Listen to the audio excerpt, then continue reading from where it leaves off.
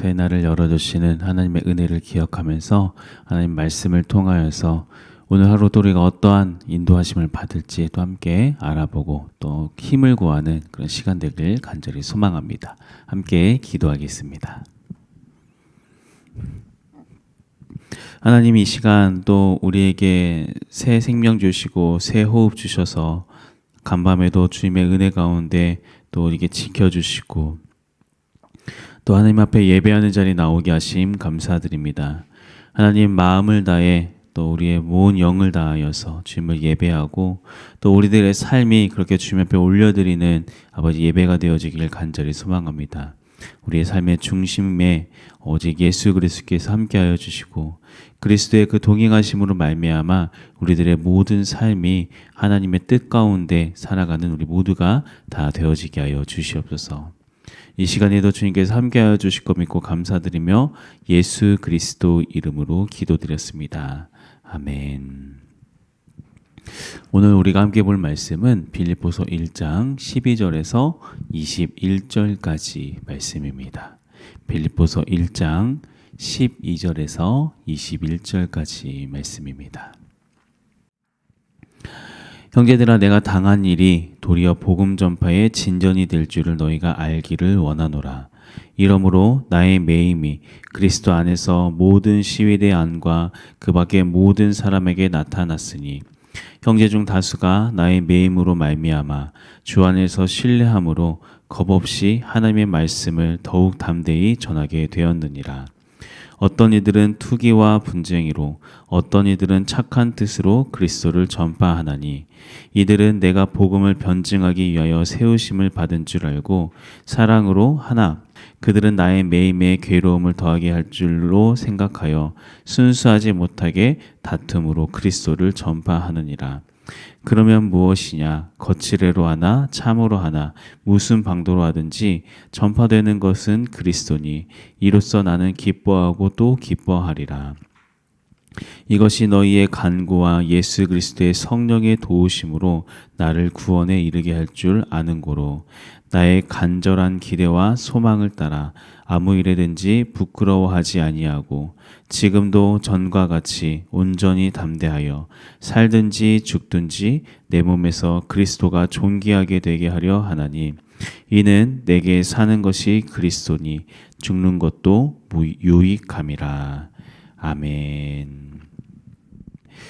빌립보서 같은 경우에는 사도 바울이 로마에 가택연금 당한 상태에서 기록한 편지였습니다. 자, 가택연금이라고 한다고 하면 물론 감옥에 들어간 것은 아니었기 때문에 감옥에서의 삶보다는 그래도 비교적 좀 나은 삶을 살 수 있었겠지만 그 당시의 집이 로마에 있는 집들이 결코 큰 집들이 아니었거든요. 조그마한 집에서 밖으로 나올 수 없는 그런 상태, 자유를 빼앗긴 상태였기 때문에 계속해서 그렇게 가택연금을 당한 상태에서 살아간다는 것, 이것도 결코 쉬운 일은 아니었을 겁니다. 특히나 사도 바울 같은 경우는 온 로마를 돌아다니면서 복음을 전하고 교회를 세워나가던 그런 사람인데 그렇게 활동량이 많았던 사람이 기한을 알 수도 없이 집에 갇혀 있어야만 했으니까 얼마나 이렇게 참 답답하고 힘들었을까요? 물론 당시 재판에 의해서 재판을 기다리면서 가택연금을 당하는 사람의 어떤 그 가택연금의 최장 기간이 2년이었다고 이야기를 해요. 하지만 그게 말이 2년이지 2년 동안 한 집에만 계속해서 머물러 있다고 하는 거, 이게 결코 쉬운 일은 아니었을 거예요. 그런데 오늘 말씀을 보면 사도 바울은 이런 인고의 시간도 아주 감사한 마음으로 스스로 자족하면서 아주 정말 감사하게 또 행복하게 보내고 있다, 이런 모습을 우리가 보게 되는 거예요. 자, 사도 바울은 그렇게 억울하게 가택연금을 당해서 답답하게 보이는 그런 삶을 살고 있음에도 불구하고 왜 그 삶 가운데서 감사하다라고 고백을 할 수 있는 것인가? 사도 바울이 3차 전도 여행을 마치고 예루살렘에 도착했을 때 그렇게 수고로움 속에 전도 여행을 마치고 왔을 때 어떤 사람들의 환호와 위로가 기다리는 것이 아니라 유대인들의 그 선동으로 인하여서 사람들에게 찢겨 죽일 뻔하고 로마 군인들에게 잡혀서 이리저리 끌려다니면서 재판을 당하고 그러다가 로마의 압송까지 당하게 되는 그런 모든 일련의 과정들을 다 이야기하고 있습니다. 자, 이렇게 쉽지 않은 그 모든 상황들, 그런데도 사도 바울은 자기가 이렇게 당한 모든 일들이 복음 전파의 진전이 된다. 그러니까 복음 전파에 도움이 되고 있다. 이렇게 이야기를 하고 있어요. 왜 그러한 고단한 삶이 복음 전파에 도움이 된다라고 이야기를 하는 건가? 13, 14절 말씀을 보면 이러므로 나의 매임이 그리스도 안에서 모든 시일의 안과 그 밖의 모든 사람에게 나타났으니 형제 중 다수가 나의 매임으로 말미암아 주 안에서 신뢰함으로 겁없이 하나님의 말씀을 더욱 담대히 전하게 되었느니라. 자, 그렇게 힘든 고초를 당했음에도 불구하고 사도 바울은 복음에 있어서 조금의 물러섬도 타협도 없었으며 또한 세상 권력에 대한 어떤 조아림도 없었습니다. 끝까지 세상의 그 권력자들 앞에서 꿋꿋하게 서서 죄수의 신분임에도 불구하고 오히려 그 세상의 권력자들을 향하여서 묶여있는 그 상태에서 잡혀있는 그 상태에서 어떻게든 복음을 전하려고 하는 그런 모습을 보이게 돼요. 잠깐 말씀을 살펴보면 사도행전 26장 28절 29절 말씀입니다. 아그리빠가 바울에게 이르되 내가 적은 말로 나를 권하여 그리스도인이 되게 하려 하는도다. 바울이 이르되 말이 적으나 많으나 당신뿐만 아니라 오늘 내 말을 듣는 모든 사람도 다 이렇게 결박된 것 외에는 나와 같이 되기를 하나님께 원하나이다 하니라. 지금 사도 바울은 아그리빠에게 지금 재판을 받고 있는 그런 상황이었어요. 세상의 권력자 앞에서 사도 바울의 어떤 그런 생명을 좌지우지할 수 있는 그 아그리빠를 향하여서 내가 이렇게 묶여 있는 것 외에는 모두가 다 나처럼 되기를 원합니다. 조금도 물러섬도 없고 망설임도 없고 그 당당한 그 모습. 그러니까 세상 권력자 앞에서도 한결같은 모습으로 복음을 전하고 있는 이러한 당당의 사도 바울의 모습을 보면서 수많은 사람들이 그 모습을 보면서 궁금증을 가질 수밖에 없는 거예요.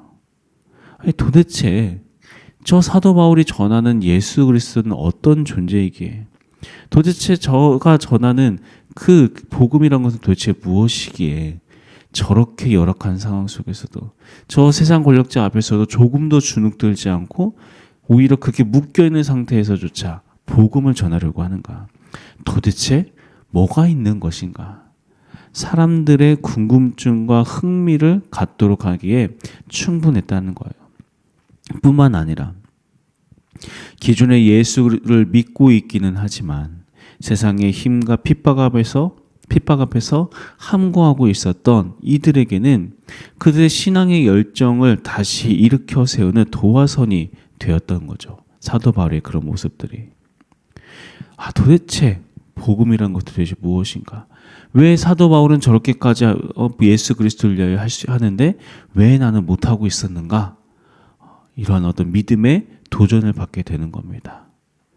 그러한 사도 바울의 모습으로 인하여서 다시 오늘 본문 14절 말씀에서 형제 중 다수가 나의 매임으로 말미암아 주 안에서 신뢰함으로 겁없이 하나님의 말씀을 더욱 담대히 전하게 되었느니라. 말 그대로 사도 바울은 세상이 감당하지 못하는 사람이 되어 있었다는 거예요. 그리고 이러한 사도 바울을 통하여서 다른 이들도 겁없이 하나님의 말씀을 담대하게 전하게 되었다라는 거.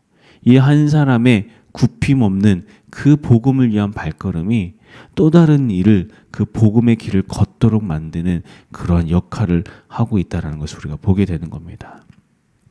그런데 이러한 사도 바울의 모습을 같은 그리스도인들 안에서도 긍정적으로 보는 사람이 있는 반면에 또 부정적인 모습으로 바라보는 일들도 있었습니다. 고린도 교회를 이렇게 보면은 그 안에서 사도 바울을 적대시하는 일들이 분명히 있었었죠. 사도 바울의 전도 방식이나 또 그렇게 사도 바울이 수많은 사람들로부터 지지를 받고 응원을 받는 그 모습을 보면서 질투하고 시기하는 사람들도 있었다고 하는 거예요. 하지만 사도 바울은 이 또한 자기에게는 전혀 상관이 없다 이렇게 이야기를 합니다. 자기를 반대하는 이들이 있다고 하더라도 자기는 기꺼이 기뻐할 수 있다라고 이야기를 하고 있습니다. 왜 그런가? 15절에서 18절까지 말씀입니다. 어떤 이들은 투기와 분쟁으로, 어떤 이들은 착한 뜻으로 그리스도를 전파하나니 이들은 내가 복음을 변증하기 위하여 세우심을 받은 줄 알고 사랑으로 하나 그들은 나의 매임에 괴로움을 더하게 할 줄로 생각하여 순수하지 못하게 다툼으로 그리스도를 전파하느니라. 그러면 무엇이냐?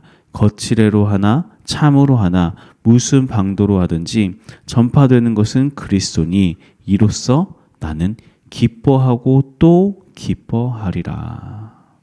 기뻐하고 또 기뻐하리라.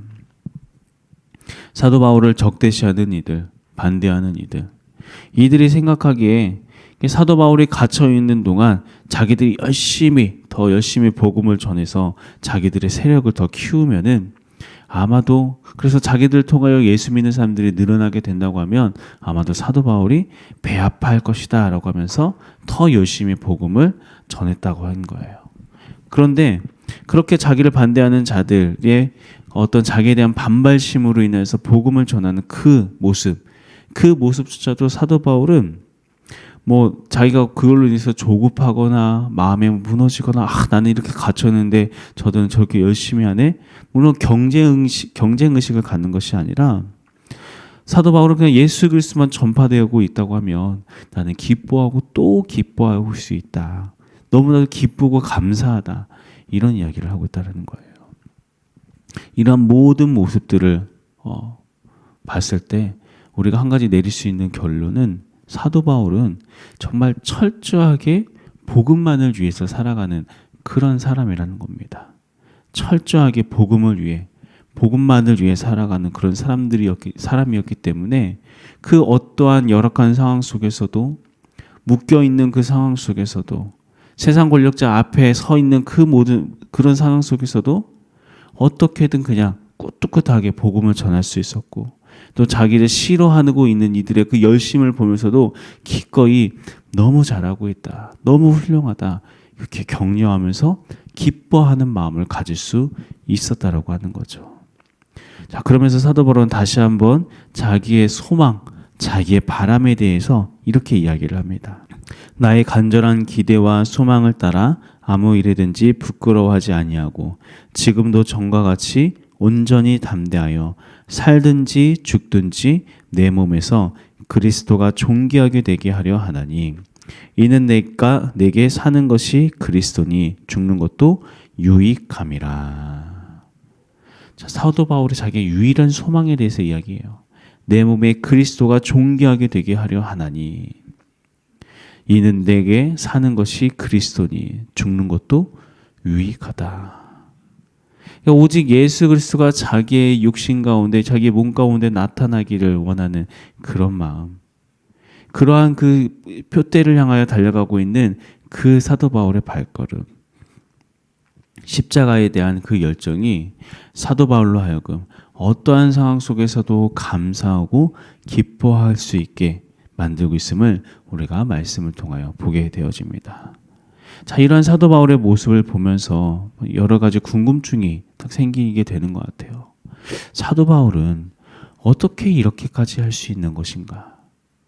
우리도 분명히 사도 바울이 믿고 있는 예수님을 동일하게 믿고 있고 동일한 은혜를 경험했고 동일한 하나님의 그 붙들림을 분명히 우리 또한 경험했는데 사도 바울은 처음부터 끝까지 그 모든 삶의 어떤 방향과 목적과 이유와 이 모든 것들이 오직 예수 그리스도, 오직 복음, 오직 십자가의 은혜, 오직 이것만을 위해서 달려가고 있는 그런 모습인데 우리도 동일한 예수 그리스도를 믿고 있는데 저희 모습만 돌아보더라도 자꾸 다른 것을 향하여 눈을 돌리고 예수 그리스도를 믿긴 하지만 예수 그리스도만을 위해서 살아가지 않는 그런 연약한 모습들이 계속해서 발견되어지는 이런 모습들.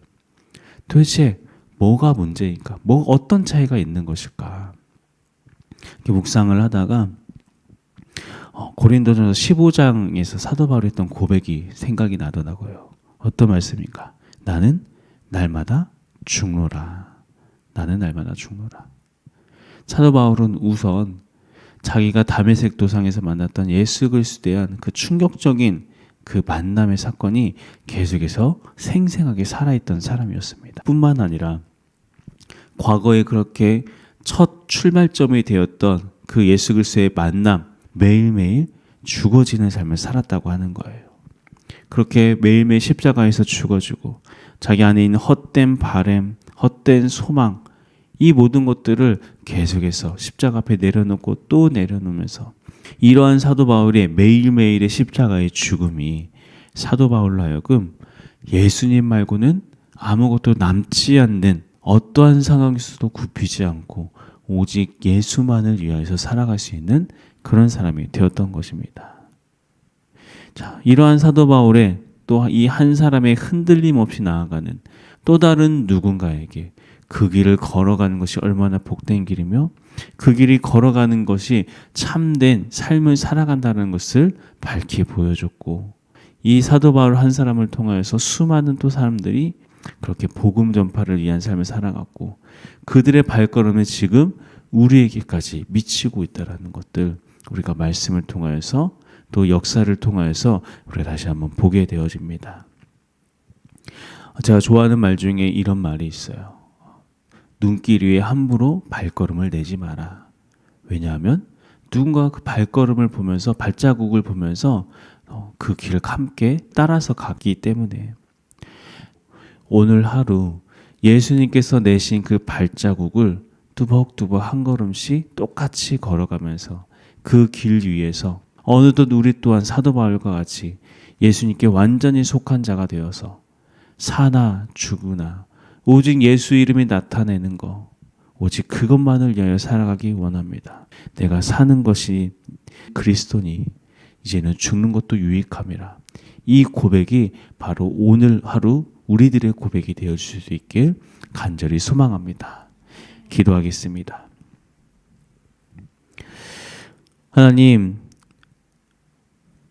하나님께 붙잡힌 이 사도 바울의 이 한 사람의 발자국이 그의 삶이 예수 그리스도를 위하여 산다는 것이 얼마나 복된 일이고 값진 일인 것을 알려주었으며 그리하여서 이 사도 바울의 발걸음이 또 다른 누군가가 예수를 위하여 기꺼이 헌신하며 살아갈 수 있는 그 원동력을 만들어줬다라는 거.